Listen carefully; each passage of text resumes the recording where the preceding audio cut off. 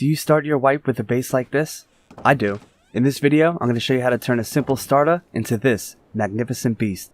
Costing only 675 stone, 11,870 metal, and 113 high qual, you can find yourself inside this luxurious, defendable, high security solo duo base for your entire wipe. Batteries not included, additional personal upgrading costs may apply, full tour at the end of the video. Now let's go. First we have to claim our territory. We'll throw down a triangle, a couple walls, and our TC. If you really have to, you can close this off with a double door frame and a wooden door, but we're not going to do that here. Instead, we'll expand our foundation out like so. This will be the final footprint for our starter. We'll throw down 4 walls that lead us right into this door and these 2 wall frames.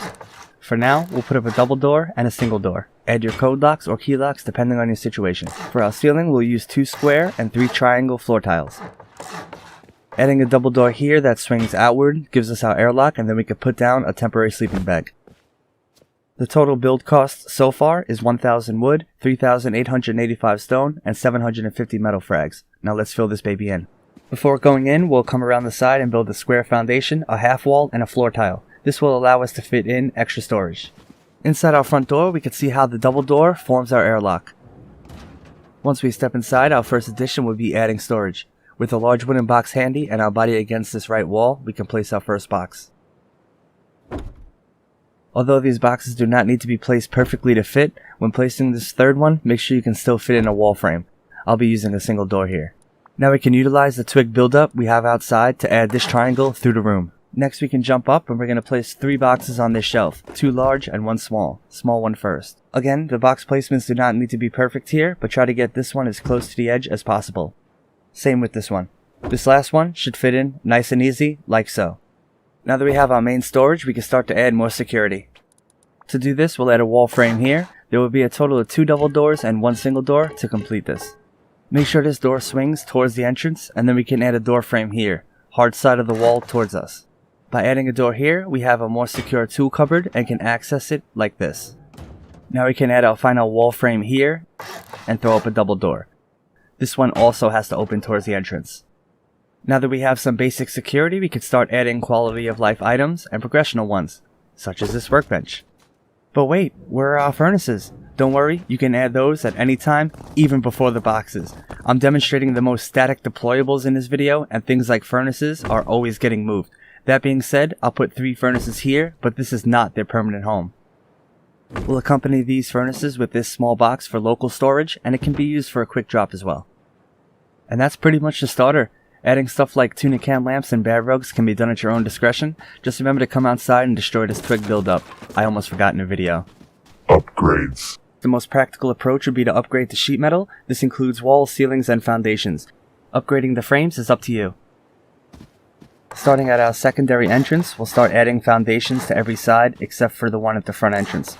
There will be a total of 6, and this makes up our basic honeycombing.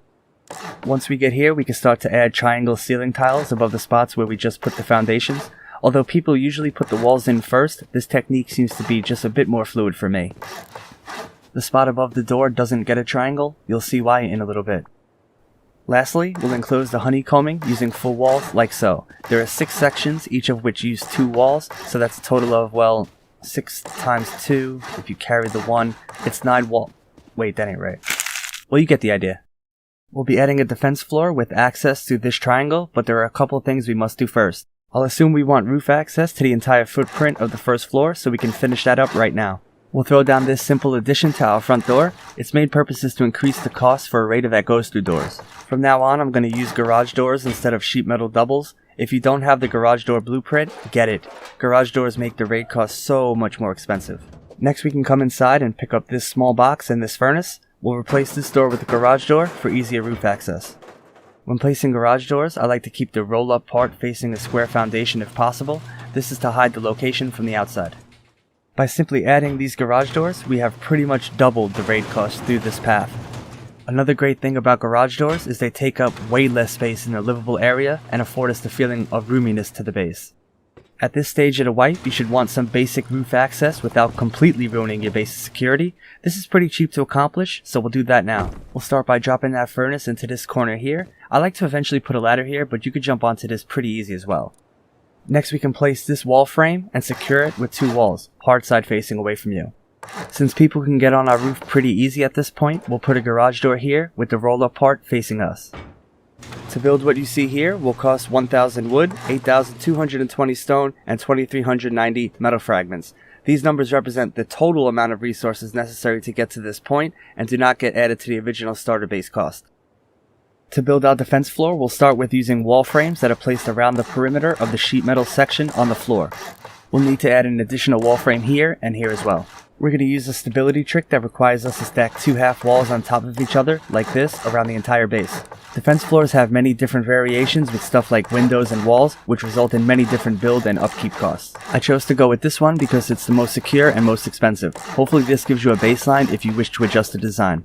Now we can start demolishing the bottom half wall on each section. Without the wall frames that we put previous, the top half wall would collapse and this wouldn't work. Pretty cool, huh?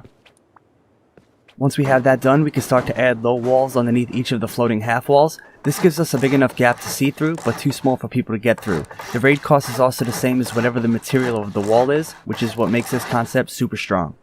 Additionally, using some cleverly placed small boxes, we can increase our defense abilities through these gaps a bit more, but first, let's do the ceiling. The final state of the final product should be sheet metal, but you can upgrade at your own pace. Please keep in mind that if this specific design is left stone, it can be soft side picked pretty easily from the outside. Next we'll place some small boxes to elevate our aim. With this one, I like to put it close enough to the left wall so I can easily move around on top of it. Now these boxes can be accessed from the outside if you get the right angle on it, so I wouldn't exactly store anything valuable in them. But the rest can be placed pretty much wherever you want. I found that placing them in each of the triangle corners like so works pretty well for me, and gives me a bunch of angles to defend from. To increase the raid cost and block vision to the main core section of our base, which is the sheet metal floor tiles beneath us, from the outside we'll use 6 garage doors. We'll place one in each of these wall frames. This will also allow you to control which area of the base outside engagements can come through, a key defense measure. Now I personally like a secondary area that allows you to fall back if you start to get overwhelmed. So using this garage door, if I can get it in, along with this wall, we can do just that. This gives you a more secure 1x1 relative to the elevator and even has a space for a large box. If we open this and come out here, you can kind of see how this floor works. I would love to know how you feel about this floor and its concept, so if you have time to, please let me know in the comments below. As you see here, you can open and close each of these garage doors one at a time depending on where you want to take your engagements.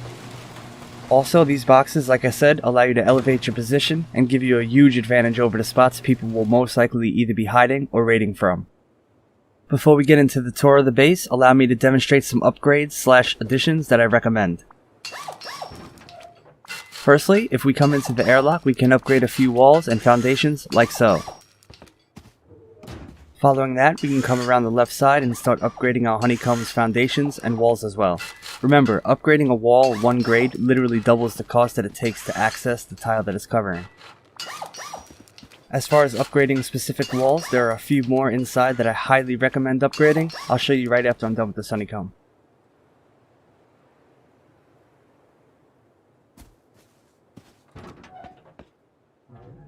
Okay, so if we come in the front entrance, upgrading the core of the base's ceiling tiles can be very beneficial, and it's really cheap as well. I would also armor this TC wall, this floor tile, and these 3 wall tiles. Now you can upgrade this wall, but if the raiders come through your doors, they may choose to blow through that one, and that would be a good choice. Lastly, a lot of people like to use shop fronts to see door campers from the ground level. I can show a very basic example of this by throwing down a square foundation. I'll add 2 wall frames. Now when using metal shop fronts, I think the frames should be sheet metal to keep the raid cost similar. Correct me if I'm wrong. We can put our new door frame here and enclose it with the ceiling. Although this base does have really good roof access, I still think it's a great addition to any base. Nobody wants to run up to their roof every time you want to go outside. Going in through our front door, we have a shotgun trap. Behind our first garage door, we have a drop box section. You could also store basic items here. Going into the core, we have another shotgun trap. Here's where our furnaces are for cooking that precious sulfur. That way it goes up, and we have an auto turret and shotgun trap looking over this area. Behind this garage door, we have our level 3 workbench with boxes under it, and our sleeping bag. This is our main loot storage. It has 5 large boxes and 3 small ones. If we open this door, behind it is our tool cupboard. The way we get on the roof is by coming over here and jumping on this furnace, and then we open up this garage door.